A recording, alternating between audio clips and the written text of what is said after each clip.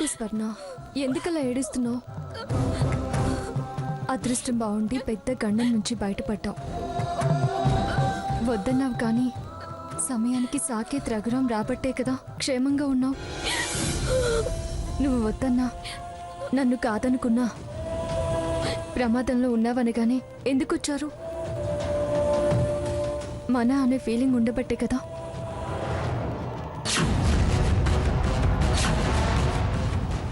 సావిత్రి, సావిత్రి రా, బయటికి రా.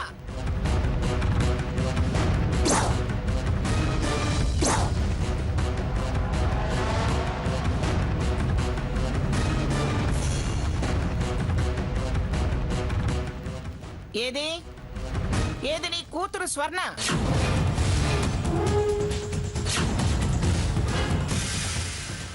ఏమే బుద్ధి తక్కువదానా?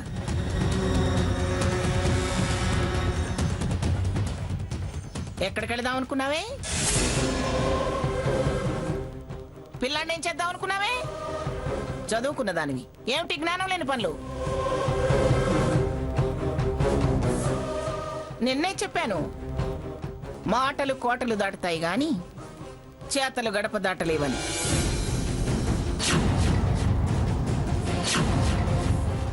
ఇప్పుడేమైంది? ప్రాణాలను చెత్తు పట్టుకొని ఎవరు నా వాళ్ళు, ఎవరు రక్షించే వాళ్ళని వెతుక్కోవలసి వచ్చింది.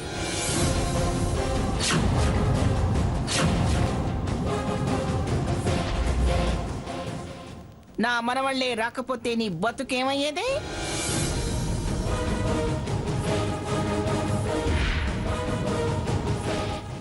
ఏం సావిత్రి, అదా పిల్లాన్ని ఎత్తుకుని ఒంటరిగా గడప దాటి వెళ్లేదాకా నువ్వేం చేస్తున్నావు? ఇదేనా దాని మీద నువ్వు చూపించే శ్రద్ధ, ప్రేమ?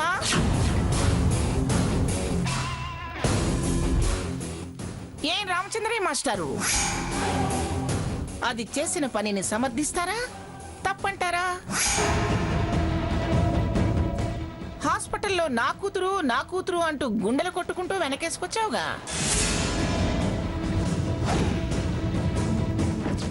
అదలా వెళ్ళిపోతుంటే నువ్వేం చేసావయ్యా? మరి వెనకాల వెళ్ళలేదే? అది వెళ్ళటం మేము చూడలేదమ్మా. ప్రేమలున్న వాళ్ళం, పేగు బంధాలున్న వాళ్ళం కళ్ళల్లో పెట్టుకుని చూసుకుంటానన్నావు కదయ్యా. చూడకపోవడం ఏమిటి రామచంద్రయ్య?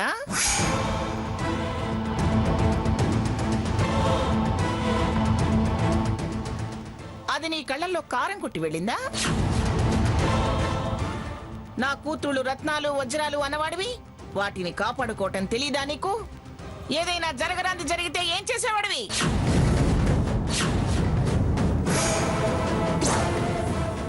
ఏ రామచంద్రయ్య, ఏమిటి ఏం మాట్లాడరే? నా బిడ్డలు కొడుకుల్లా భుజాలు దాటి ఎదిగారని భుజాలు కొట్టుకోవడం కాదు, బాధ్యతగా ఉండాలి. లేకపోతే ఇలాగే నీళ్లు నములుతూ నేల చూపులు చూస్తూ నిలబడాల్సి వస్తుంది. వింటున్నావా మహాతల్లి? తమరి దయ వల్ల మేము ఎన్నెన్ని మాటలు పడాల్సి వస్తుందో. దాన్నంటావేమిటి? అదలా చేయడానికి కారణం మీ పెంపకం.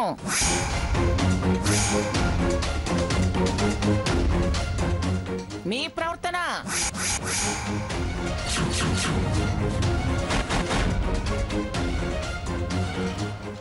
అది మొదటిసారి తిరగబడ్డప్పుడే గోబ గుయ్యమనిపించినట్టయితే అది ఇక్కడ ఉండేది కాదు, గడప దాటి వెళ్లేది కాదు.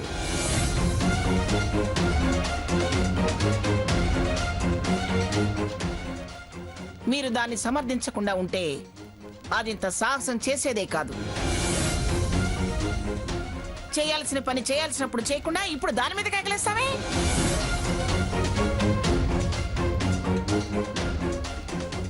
ఆవులు చేలో మేస్తే దూడలు గట్టున మేస్తాయా? మీ నోటితోనే వాళ్ళని మమ్మల్ని పొగిడారు, ఇవాళ మమ్మల్ని తప్పు పడుతున్నారు.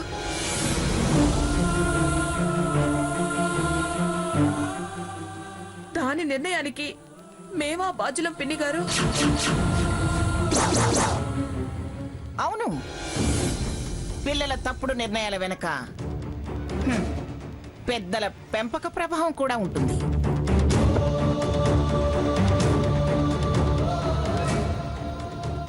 మార్చులమా పిన్ని గారు అని తెలివిగా అడుగుతున్నావే. జరిగిందేదో జరిగిపోయింది, వదిలేయండి అమ్మమ్మ గారు.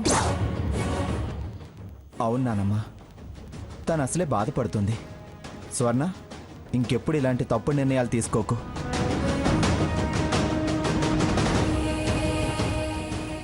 నీ గురించి ఆలోచించేవాళ్ళు నీ వాళ్ళు లేరనుకుంటున్నావు, కానీ మేమంతా ఉన్నాం. నీ మీద మాకెవరికీ కోపం లేదు. ఏమిట్రా, అదేదో అమాయకురాలు ఆలోచన లేనిదన్నట్టు దానికి చెప్తున్నావు? జరిగింది మామూలు విషయం అయినట్టు వదిలేయండి అంటున్నావేమిటి సీత?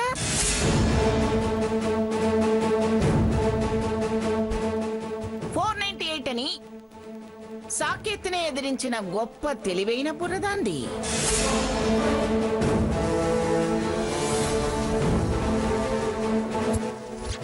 నా చక్రాల కుర్చీ మీద చెయ్యేసి వెళ్ళవతలక నెట్టేసిన ధైర్యవంతురాలు.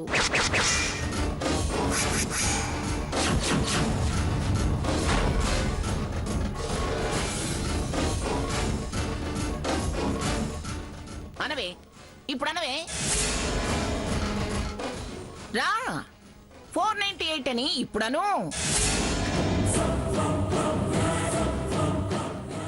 పిల్లాడి మీద వాడికి హక్కు లేదని ఇప్పుడు అనవే.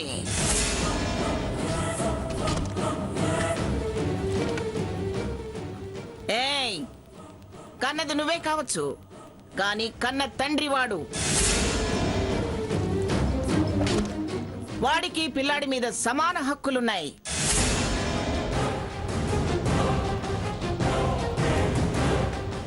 ఏ జడ్జి తల్లిని బిడ్డని వేరు చేయరు మంగా అని మా జడ్జి గారు దీర్ఘాలు తీశారు. ఇలా పిల్లల్ని ఎత్తుకెళ్లే తల్లులున్నప్పుడు తండ్రి సమక్షంలో పెరగాలని చెప్పరా బుద్ధున వాళ్ళు?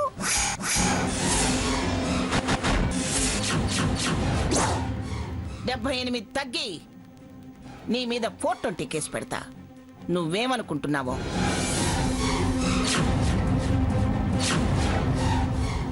$88 వెతికి నీ నిరుకున పెడతా. జాగ్రత్త. రావే, రా, వచ్చి ఇప్పుడు నెట్టవే కుర్చీ నెట్ట.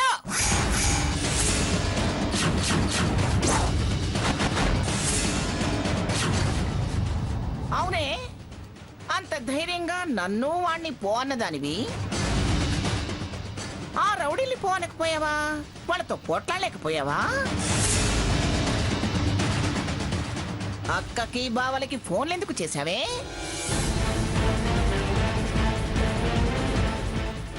చూడు, నిన్ను పిల్లాన్ని రక్షించుకుంది వాడే, నీ మొగుడు. రక్షించి దక్కించుకున్న సొత్తు మీద వాడికి సర్వ హక్కులు ఉన్నాయి.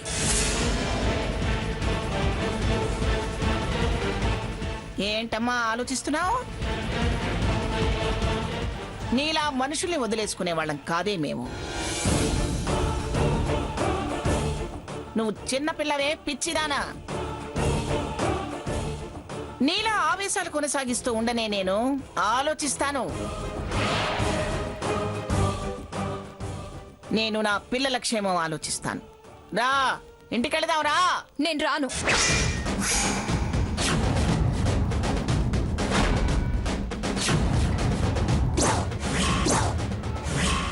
ఏంటే ఏంటే ఇంకా మొండి కూతలు? అమ్మా, స్వర్ణ, మేం బతకడం నీకు ఇష్టం లేదమ్మా?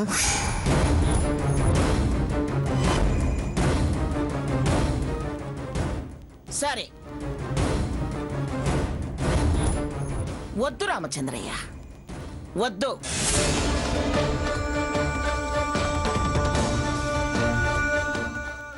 కొట్టి బెదిరించి కాపురాలు చేయించలేము. అది రానంటుందిగా, వదిలే. నేను ఇక అరిచి పంచాయతీ పెట్టదలుచుకోలేదు.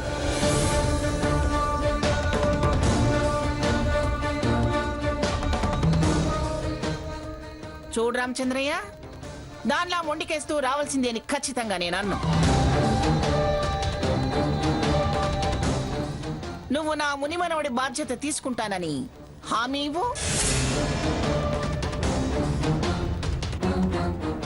వాడి భవిష్యత్తు తీర్చిదిద్దుతానని నాకు గ్యారంటీ రాసివ్వు.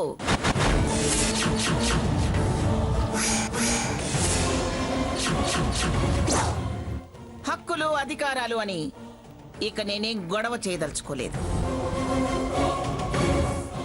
స్వర్ణ, ఇంకా ఎందుకే? ఎవరి అవసరం ఎవరికో అర్థం చేసుకో. ఇంకా ఎంతకాలమే సాగదిద్దా? మా మాట విను. మాకింత బాధ, వారికి కోపం మిగిల్చకే. స్వర్ణ, వద్దు వద్దు, దాన్ని బతిలాడద్దు, బలవంతం చెయ్యొద్దు. ఇక వదిలేయండి. తన చేతగాని తనంతో గెలవలేక వెనక్కి తిరిగి వెళ్ళిపోతుంది మంగమ్మ అని, స్వర్ణ చేతిలో ఓడిపోయిన మంగమ్మ అని, ఏమీ చేయలేక తోక ముడిచిన మంగమ్మ అని మీరంతా అనుకుంటున్నారేమో.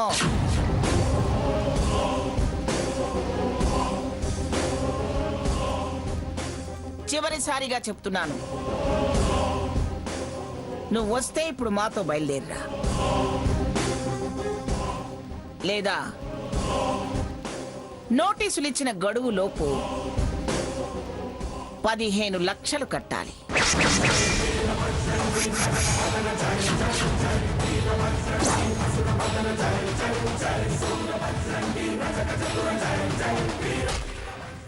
ఇల్లు ఖాళీ చేసి తట్టాబుట్ట సర్దుకుని వెళ్ళిపోవాలి.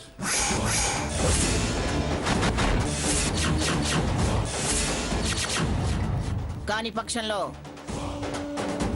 అది కాపురానికి రావాలి.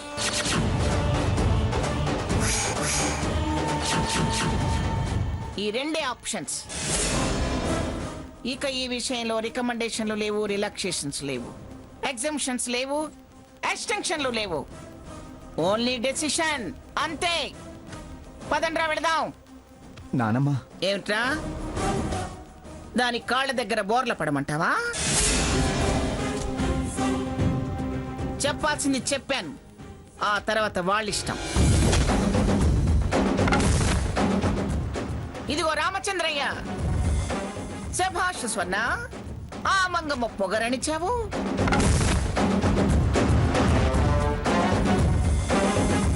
గొప్ప విజయం సాధించావు అని నీ కూతుర్ని పొగిడితే పొగుడుకో, నాకేం అభ్యంతరం లేదు.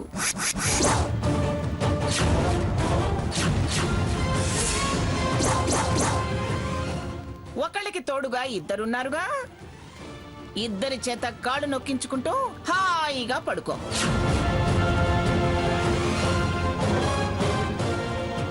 చూడండి, కండిషన్స్ విన్నారుగా.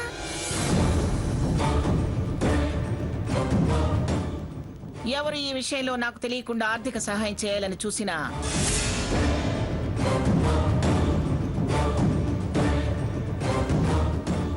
దాని కాపురం నిలబడదు. అది గుర్తుంచుకోండి.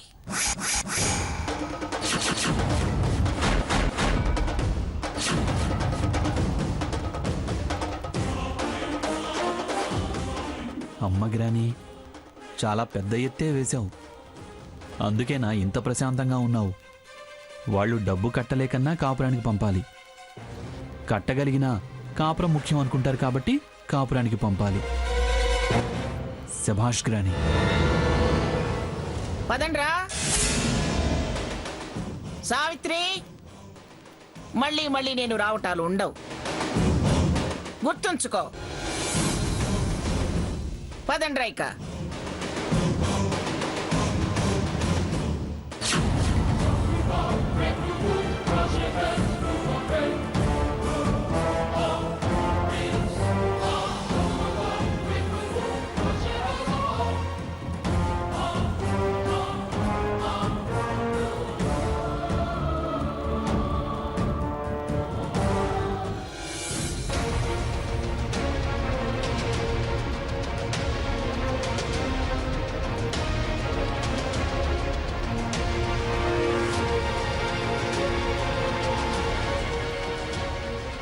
నిన్ను చూస్తుంటే చాచి కొట్టాలనిపిస్తుంది.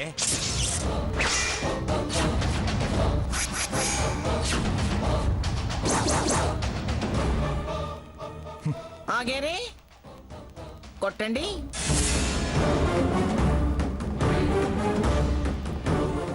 ఆ ముచ్చట కూడా తెచ్చుకోండి. ఆ తర్వాత తెలుస్తుంది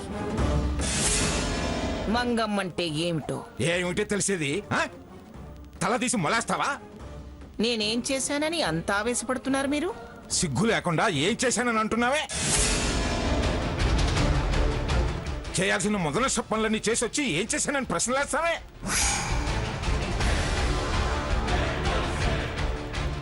కాపురాలు కూల్ చేసే పని చేసి వచ్చి నన్ను క్రాస్ ఎగ్జామినేషన్ చేస్తావా? లక్షలు కట్టమన్నావట, కట్టేస్తే బంధాలు తెంచేస్తావా?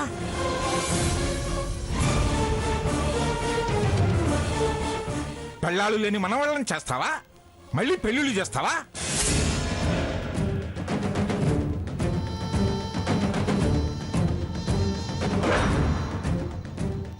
ఘనకార్యం ఏదో చేసి వచ్చినట్టు నన్ను ఊరు చూస్తావేమిటి? మీ బుర్ర అంతవరకే ఆలోచించగలుగుతుంది. అందుకే మున్సిపల్ జడ్జిగానే మిగిలిపోయారు.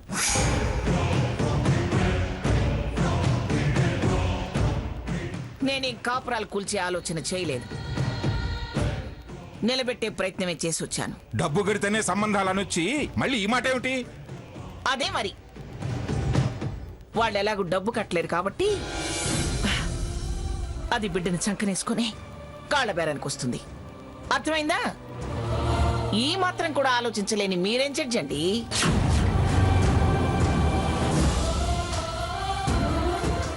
కరెక్ట్గా నువ్వు ఈ ఆలోచనతోనే ఆ కండిషన్ పెట్టావని నేను అనుకున్నాను గ్రాని.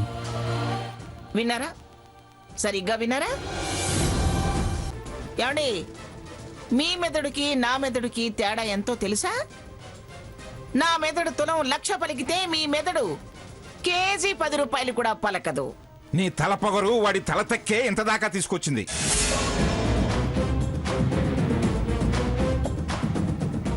పిల్లా పాపలతో కళకళలాడాల్సిన ఇల్లు కళ తప్పి కన్నీళ్లు పెట్టుకుని ఎవరి దారిన వాళ్ళు బతికేలా చేస్తుంది. దానికి తల పొగరెక్కి పిచ్చి వేషాలు ఇస్తుంటే నాది తల పొగరు, వాడికి తల తిక్క అంటారే? ఏంటి వీడు వేసిన వెధ వేషాలు తల తక్క చేష్టలు మర్చిపోయావా? మావయ్య గారు, అదంతా ఎప్పటి సంగతో కదా, ఇప్పుడెందుకు, వదిలేయండి. అప్పటి పాపాలే ఇప్పుడు ఇలా శిక్షలుగా మారాయమ్మా. తాతయ్య, ఇవన్నీ ఎల్లకాలం ఉండేవి కావు. అన్నీ సర్దు మణుగుతాయి. పొరప వీళ్ళ బుద్ధే చెడిందనుకున్నాను. నీకు వీళ్ళకబట్టిన పిచ్చ పెట్టింది. అందుకే పెళ్ళానికి అడ్డదడ్డమైన కండిషన్స్ పెట్టి ఇంటికి రాకుండా చేశావు.